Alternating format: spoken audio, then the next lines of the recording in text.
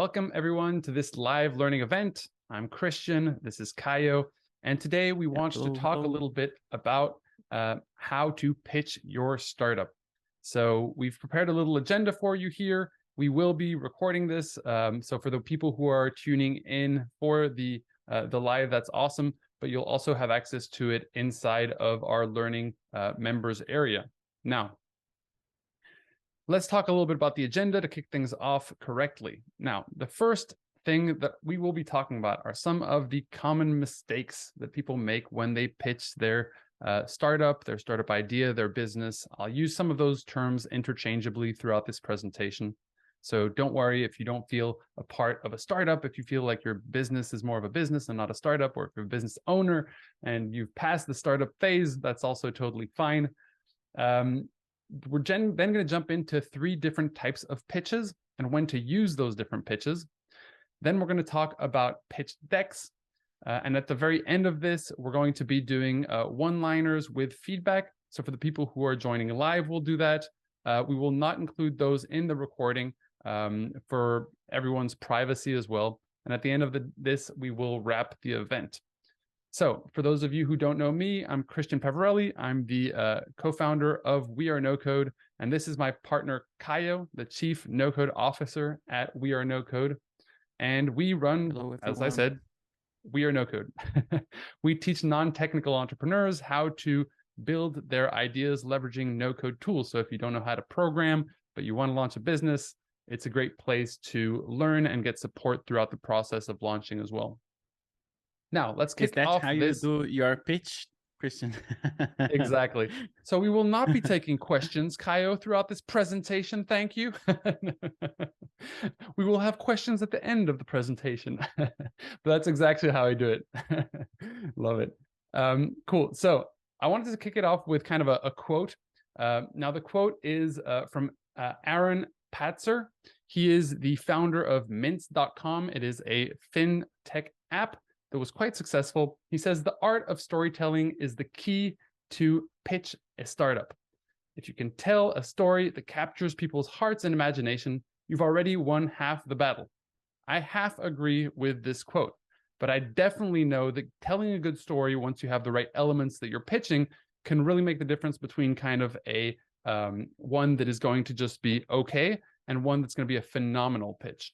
So now I want to jump into some of the common pitch mistakes that I see a lot of entrepreneurs making.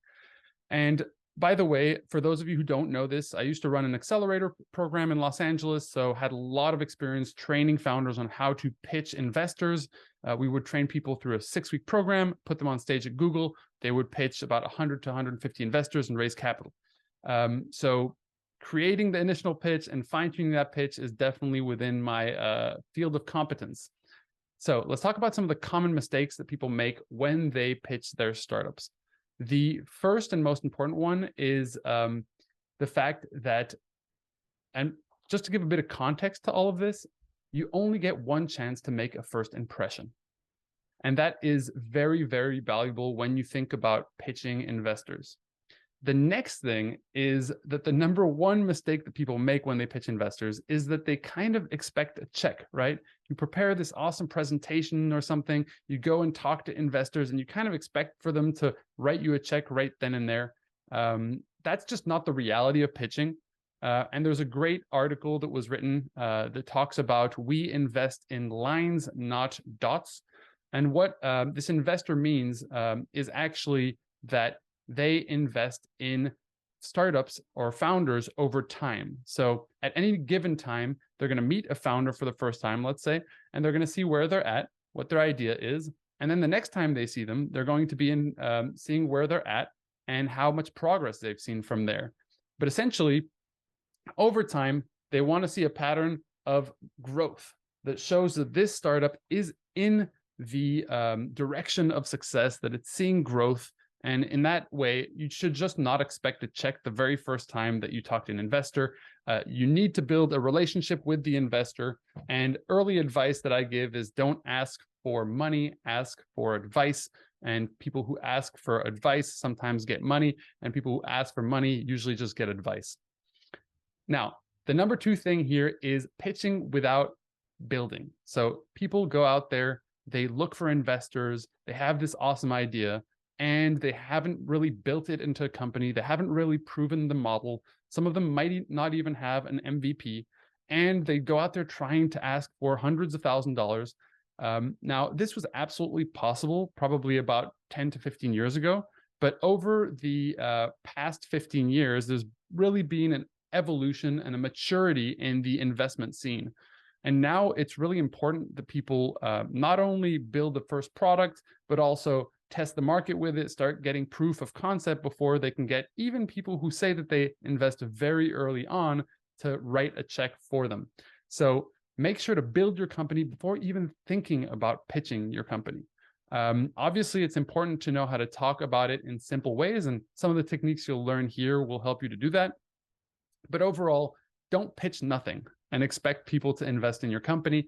You can definitely convince friends and family to invest in an idea, but these days people mainly invest in growth once there's already some proof of concept at least. Now, the third is making it complicated. When we pitch our idea, we are so inside the weeds and we know every single thing about this industry, about this business, and we want to talk about everything. But oftentimes what we realize is that by talking about everything, we end up talking kind of about nothing. And people usually use complicated words to essentially explain what their startup does, when in reality, what that does is that it limits the amount of people listening to your pitch, have them understand it. So that really limits it. If you think of your startup pitch kind of as a funnel, if you break it down into very, very simple terms, everyone will be able to understand it, even people who don't have knowledge in this field. And people who have knowledge in the field will be able to ask you very specific questions, but people who don't have knowledge in the field will be able to at least maybe understand what you do and then potentially even introduce you to people. So don't narrow down your funnel. You should be talking about your startup in very simple terms. And oftentimes people say, break it down so that your niece, nephew, or grandmother could understand what you do in layman's terms. So making it too complicated is a huge mistake. The fourth one is using a one-size-fits-all approach. Now, this specifically is when we're doing one-on-one pitching, not when we're pitching on a stage. And it really is to say, you want to adapt the way you talk about your startup based on who you're talking to. In the same way as if you're pitching an investor or a customer, it's going to be a very different angle because you know that those people are looking for very different things, right? Whereas the customer will be interested more in products, features, outcomes, the investor will be interested in profitability, growth over time, return on investment. And so it's going to be very different the way that we talk to these different individuals. For the sake of this presentation, we're going to be talking mainly about pitching to investors. Now, the next section is about the 3 types of pitches. Generally speaking, there are lots of types of pitches that you could make, and there are lots of different formats. And oftentimes people ask for them in, you have different amount of time to do these different pitches. So I want to break down the 3 core ones that I think are important for everyone to master early on specifically. The first one is the one-liner. So that pretty much speaks for itself. We'll go into each one of these in just a second. The second one is the 30-second pitch. So this 30-second pitch is also what it sounds like. When you have 30 seconds to pitch your idea, how do you pitch it? And then the 3-minute pitch, which is a slightly longer pitch, where you can go a little bit more in depth. And we're going to be covering now the 3 of these different formats and what they might be useful for. So first of all, the one-liner. Now, the one-liner is something that you want to basically use at a cocktail party or at a networking event, when you know that the time you might have with someone is maybe 10, 15 seconds.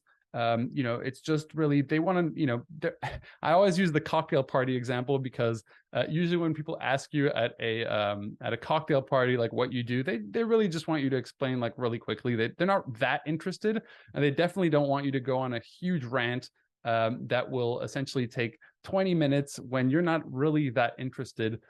in hearing. I think we all know that feeling of sitting with a person who's just, you ask them one question about what they do and they go in super detail and even try to prove themselves or to justify what they're doing, or talk about how big the opportunity is. So the one-liner is something that's really made for us to break down what we do, for who we do it, and how we do it differently. So I would often recommend this be the first words that come out of your mouth when you talk to any investor, probably because that investor gets pitched a lot of times. And usually you'll be meeting them for the first time in a social event. So maybe at a startup event, or you'll maybe see them at some kind of public event. The structure of this is relatively straightforward.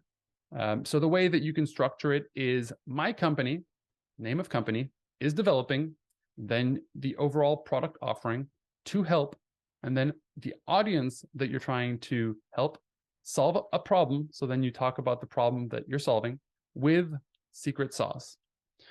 So in this example, if I were to use WeAreNoCode, our company, to sort of demonstrate how we might want to say this, we could say, my company, WeAreNoCode, is developing an education system to help non-technical entrepreneurs to build and launch their businesses with no-code solutions. So this might be one way. There are many different ways in which we could essentially pitch this. We could also, in the audience, say that this is for non-technical individuals. We could go a little bit deeper into any one of these sections, but the idea is that that very first pitch, we don't really know whether or not people are going to understand it in the way that we deliver it. So that's why we really say, keep it very, very simple. So for product offering, I could also, for example, say an online school. For solve a problem, I could say to bring their business ideas to life, or I could say to build their MVPs. So that's really the one-liner and the context in which you want to use that one-liner. Now, one-liners are very, very powerful, because if you don't get people to understand your one-liner, like, you will not get to that next meeting, you will not get a pitch, you will completely, people will like blur it out. So when I used to essentially run the accelerator, there was one thing that happened, and I know this is something that happens to all investors as well, is that they go out to public events and they are pitched 1,000 different ideas. And usually people just make it very complex what they do in a one line, and then, you know, they have this fancy way of saying it, and then they kind of jump into a bunch of details right after that. And when you're getting slammed with like 30 to 50 pitches in a row, there's literally a line of people waiting to talk to you. You completely kind of blur out any other one of those like pitches. So what's really, really important in the first time that you meet any kind of investor or person that you're pitching is for you to at least step away with them understanding what you generally do and for who you do it, right? And then what your special sauce is. So the one-liner is probably the most important pitch that people can use. And for those of you joining us a little bit late, the recording is absolutely going to be in the members area after this, so don't worry about it. Now, the second type of pitch after the one-liner is the 30-second pitch. So this is essentially something, let's say that you're at a networking event and you meet an investor, you know you have about 30 seconds, maybe a minute to talk to this investor. You want to do a little combination. Now, the 30-second pitch, the way I like to describe it, it's a one-liner plus fireworks. So what do I mean by that? The one-liner is basically expressing what you do, for who you do it, and how you solve a specific problem in one line. Make it very simple. In many cases with the 30-second pitch, I would literally have a second one-liner that dumbs it down even further, because oftentimes what I've realized is that people might not understand it the way that you deliver it. And that also comes with another important learning, is that you want to fine-tune your one-liner based on how people are interpreting it. Then, what are fireworks? The fireworks are essentially the exciting things about your startup or how far you've brought it so far. So in the case of good fireworks would be things like growth, revenue, probably month after month, month over month revenue, or you could talk about your team and their level of expertise selling this type of product if you don't necessarily have traction already.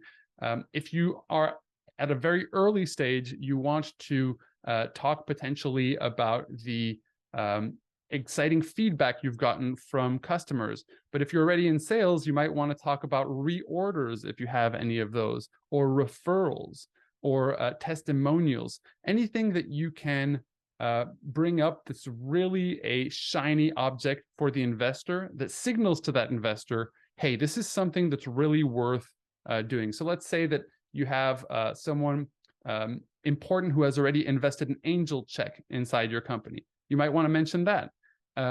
Again, there's a number of different things, and this is going to really be catered on based on what your phase of company is and which sort of fireworks you have going for your company. But that's really it. You don't want to overwhelm them with a bunch of things. You want to deliver a one-liner that's very clear. If you have to reiterate it, do it. And then you want to throw out a couple fireworks, and then you want that person to ask you questions. Because if you have 1 minute with an investor, I would rather you have 30 seconds to give to the investor to ask you questions about what you do or what you're looking for. Frankly, most of the time when we try to elaborate too much in front of investors, specifically the first time we talk to them, we sound a bit desperate, and it is not a good look, specifically when first impressions do count. Now, the third type of pitch. This is a more structured type of pitch. It is usually comprises of, you're usually going to be on stage somewhere. It can either be 3 minutes, it can be 5 minutes. I've also seen 10 minutes. It's going to be your classic pitch competition format where you get some time, you have a number of slides, a deck that you're going to be able to use to present these different slides. You're going to go a little bit deeper into what your company does, how it does it. There's a specific structure to this, and the information that you present on these slides is very, very important. Now, for this example specifically, we're talking about a presentation deck, because there are really two types of decks. There's a presentation deck, which is something that supports what you're talking about when you go out there and pitch in person. And then there's the sendable deck, which is a pitch deck that you're going to send to an investor that's going to send it on to other investors and to other advisors who are going to advise. And that is actually a deck that needs to tell the story without you being in the room. So the structure of these decks is relatively different. I'm going to jump into structure of slide decks in just a second. But here, what's important is to essentially pitch those on stage once you have all of the fine-tuned elements of what you want to pitch. And this comes from starting off creating a bad pitch, testing it in front of people, getting feedback, seeing how they interpreted it, seeing the questions that keep coming back over and over from knowledgeable people, and starting to integrate those answers inside your pitch deck in a way that makes it appealing. Now, once you have the entire technical side of the deck and the content of it figured out, you really want to jump into storytelling, because storytelling is what's going to attach your audience emotionally to your story, and it's going to attach to the why, which is going to attach to the how, which is going to attach to every other part of why your business is attractive to invest in and why you're the right person to pull this off, which is essentially what people are looking for when they're evaluating a company, right? It's the person, the opportunity, the market size, and there's a lot of other elements in here. But the 3-minute pitch deck is essentially one where you cover all the core elements of your business, and you try to integrate some storytelling into it afterwards as well. So for that, I actually want to jump into another section. I'm going to stop screen sharing, and I'm going to start screen sharing another screen right now, just because I wanted to show you a presentation that is created by Guy Kawasaki, who came up with the concept of the slide deck, the 10 slides that are most crucial when it comes to pitching your startup. And this has been around for a while. He also has plenty of amazing rules around how you should be pitching your startup. but I wanted to kind of share some of these and also talk about some of the mistakes people make when they create these slides. Now, the structure, I don't know if you can see it here. Are you able to see the only 10 slides you need in a pitch? Excellent. So I'm going to continue here. So the purpose of a pitch is to stimulate interest, not to cover every aspect of your startup and bulge in your audience into submission. Your objective is to generate enough interest to get a second meeting. So that's the other really important thing, right? Thus, the recommended number of slides for a pitch is 10. This impossibly low number forces you to concentrate on the absolute essentials. You can add a few more, but you should never exceed 15 slides. The more slides you need, the less compelling your idea. So it kind of comes to a quote that I love, which is, it was some famous person talking to another famous person, and they're basically like, it was like a philosopher. He wrote a letter. He's like, I'm writing you a long letter because I didn't have the time to write you a short one. And that's because when we're trying to be incredibly concise, it's really, really difficult to write fewer words. So let me jump into this and kind of talk to you about the basic structure of it. And the more we can simplify it, the better we're going to be off as a startup founder, because it also makes us seem like we really understand what we're doing. And things that are incredibly simple looking are usually very complex behind the scene. If you look at the iPhone, it has one button. It's super slick design. It looks super simple. Well, the number of millions of dollars pumped into engineering that phone and every iteration of it is insane. And that's kind of the point here, is like, let's try to keep things simple, and that's going to be a very difficult task. Slide 1, the title slide, provide the company name plus the name and title address. This is pretty straightforward, and it's kind of using, I usually see the 3-word description of the company here as well. So, this is a very simple slide to start off. And again, this is one strategy. There's consensus around a lot of these slides, but others you will want to rearrange in terms of what you're specifically doing.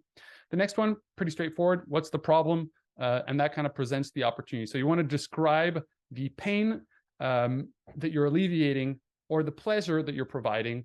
And the goal here is really to get people excited. So it's to present a specific problem that someone is having and how you're alleviating a pain, because people are quite excited to pay to solve problems. So the better that you are here at expressing this problem and who's having it, usually this is where storytelling really comes into play. If you think of some of the best people pitching their companies, they started off with a very compelling story about this person facing a problem and how terrible it is. And then it leads us into the next step, which is the value proposition, which essentially is the value that you provide to alleviate that pain for a customer. So again, it's a solution, but it's actually the value that you're proposing to a customer. So this is super important as a second slide. And oftentimes I'll see like a header that kind of describes that says a statement about the value that you're delivering. But then maybe if you need 2-3 points to support that argument or 1 or 2 figures, that will also be quite powerful. And it really depends what type of deck you're creating. So if you're creating a presentation deck, you could only have images, one statement at the top and an image that supports what you're saying vocally.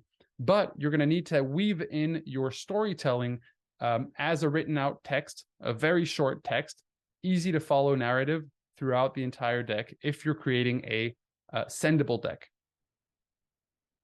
The next one, the underlying magic. So here's where we talk a little bit about the product itself. So it's like, how does it work? What's the secret sauce behind it? And we want to try to use screenshots of what we're actually doing, or create diagrams to really explain, like break it down into very simple words to understand, like, what are we actually doing? Here, there's a quote that says, a picture is 1,000 words, 100%. In some formats of pitching, you can actually do a very short demo. So this is something that's used when people are pitching apps. They'll, and oftentimes you see that even the biggest companies fail, like Elon Musk when he throws that ball and cracks the screen of his new car, the window, sorry.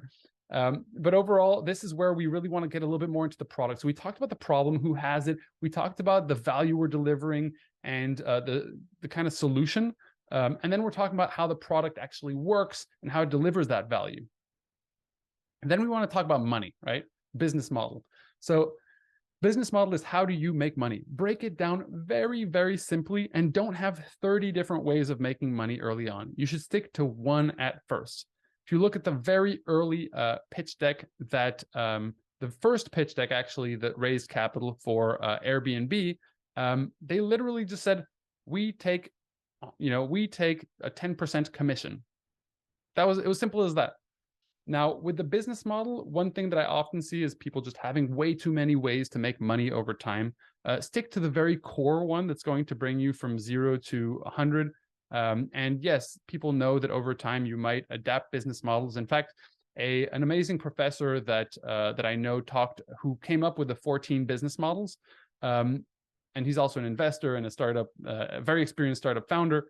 His name is Dave Parker. He talks about the fact that there's actually a blend of different business models over time that really makes sense. So some of the ones early on might not make as much sense later on. And usually very successful larger companies have a blend of different business models. But early on, if you start pitching too many, you're just going to look like you're all over the place to an investor. And that's going to be really bad for the perception they have of you. So explain how you make the money. And also give them an idea of how that plays out, right? So it's like, okay, I take 10% commission. Great. Well, what's the kind of transaction volume? Like, what's the average basket, for example, if you're doing e-commerce, or if you're in Airbnb, what's the average length of stay and what is the average night? And then they can basically see, oh, it's $300. 10% of $300 equals $30 commission. Excellent. That's very easy for someone to make the math. To do the math and to be like, oh, I see how this could really play out over time. Because then you can jump into the next one, which is talking a little bit more either about the market size. Here, they're recommending to go to the go-to-market plan, but basically saying, oh, this is how this is how this business model plays over time. We're expecting to get 30,000 bookings over the next year, and then 100,000. So suddenly they can calculate that, like, oh, the model is taking a commission, or it might be a subscription fee, or it might be just people purchase a one-time product, and then they want to see how that plays in over time. And kind of the market size is just the number of people that you think you can reach in a specific market times the business model. So like, how many times do people stay? How much is the night? How much is the commission that you're taking? How many nights or stays do these people do every year? And you can get a much better and accurate vision of how this thing could make money over time, which is essentially, you want to do the math for the investors so they can like look at it and be like, ding, ding, ding, ding, ding. This sounds like money. Now, the go-to-market strategy, you want to explain how you're going to reach your customers without breaking the bank. So go viral, I love this, is total bullshit. Excuse my French, but essentially, this is a very good example of what not to do. Like, oh, we're just going to create viral videos, or to be very, very vague. Oh, we're going to do this and that, the other. In fact, words like going to do are always going to be a lot less powerful than we are already doing this. So it's like, oh, we got our first customers through, LinkedIn outreach, or like, we have one salesperson who's doing direct sales and we've been getting X amount of conversion. In the future, we plan on doing this and that. This is really the way that we want to talk about the go-to-market opportunity, usually based on experience, and then getting way more specific and talking about how you're going to get your early customers. So if you don't yet have revenue, don't start talking about how you're going to be making, how you're going to have this ad campaigns on billboards, or you're going to be sponsoring Coachella. You want to really break down how you're going to be doing this early stage in a credible way that's going to get the investor to think, oh, you know what, like that's actually, very believable. Competitive analysis. Now, here what you want to do is essentially put things on two axes. This is the best way to do it. What you really want to do is show where you kind of stand in the market, right? What is your overall positioning within the market based on direct and also indirect competitors? So a direct competitor is someone who basically has a very, very similar product as yours. They're just another person doing it. And an indirect one is something that could substitute your product for another one.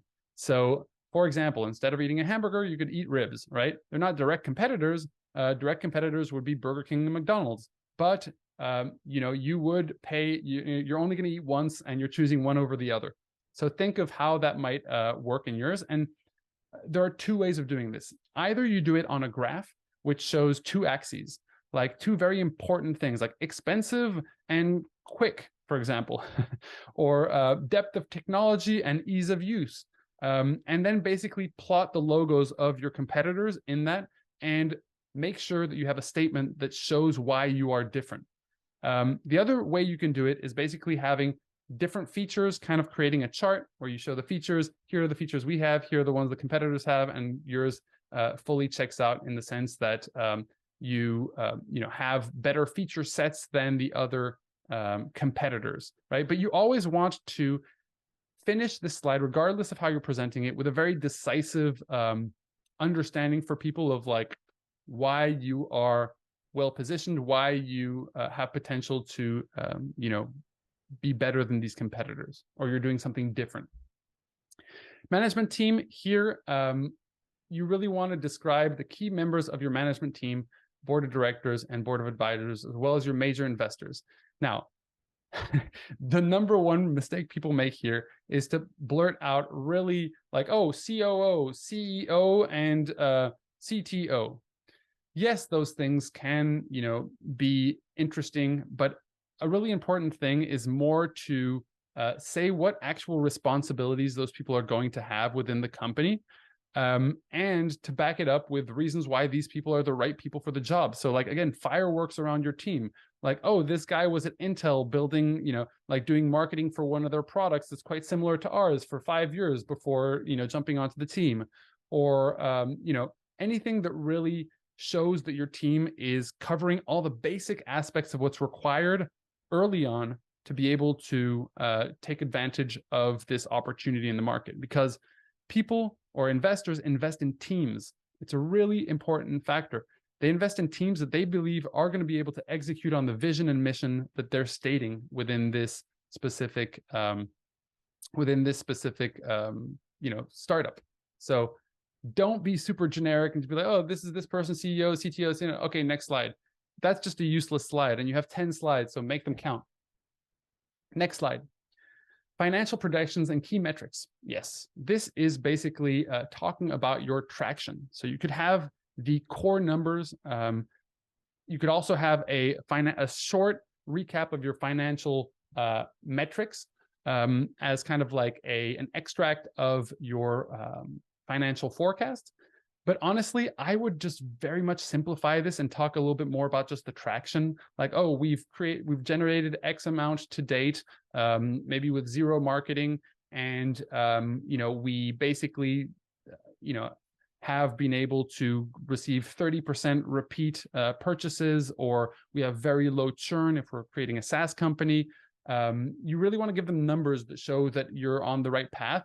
And the financial projections, oftentimes, it's about like, oh, how does this play off over time? Like, how do I see this working? Now, the one thing that investors know is that any financial forecast is wrong. Whether it's too ambitious or not ambitious enough, your numbers will not fit perfectly. So the more important thing is for you to have like a kind of backing behind that. And again, the pitch is simply to show how you think those numbers will play out over time. That's why sometimes even having like a financial projection, which people won't really be able to read that well, is not necessarily the right approach here. I would use the big numbers that prove, hey, we have some traction and this is how big this could be. And then, naturally, after you do a pitch, people will approach you and they're going to be like, hey, can I have your, financial forecast? Can I learn a little bit more about your business? Can I have your, your full pitch deck? And then we can have that conversation. Again, when we are pitching and we have 3 minutes or 5 minutes to pitch, we want to really stay surface level while getting deep enough, but talking about the important elements of your startup. Current status, accomplishments. Yeah, so here you really want to talk about your milestones. So we launched 3 months ago. We, got our first paying customer yesterday. We're, really talking about like, we launched the MVP. We got 300 users. We converted 5% of those into, you really want to show the milestones that you've hit. And the reason for that is that we really want to also talk about how we're going to use those funds specifically. So it's there's some laws that have been changing as well, where you shouldn't be talking sometimes about how much money you're raising publicly. So there's definitely some questions around that. However, you're here to fundraise, right? So you might finish your pitch by just saying, okay, great. Like if you're interested in joining this adventure, we're looking for investors and employees, or like whatever it is, or strategic partners, come talk to me after the presentation. But a lot of people finish with, we're looking for $300,000 to grow this, and here's how we're going to use these funds. So the milestones have to be very closely linked to the use of funds. So we are here. No, this is the past. We're here. And now we need this amount of money to get here. Give us actual deliverables. People want to know exactly how much you think that you can make, or how far you can get with the money that you're giving, specifically in terms of milestones. So make sure to make that very clear. Now, that is pretty much it. I will keep it at that for the moment. So yeah, thanks for participating. Thanks for watching this presentation. And if you're interested in learning how to build your startup with no code, then you can join our programs at WeAreNoCode.com. We have an academy, and we also have a coaching program, an accelerator. So make sure to check all that out at WeAreNoCode.com.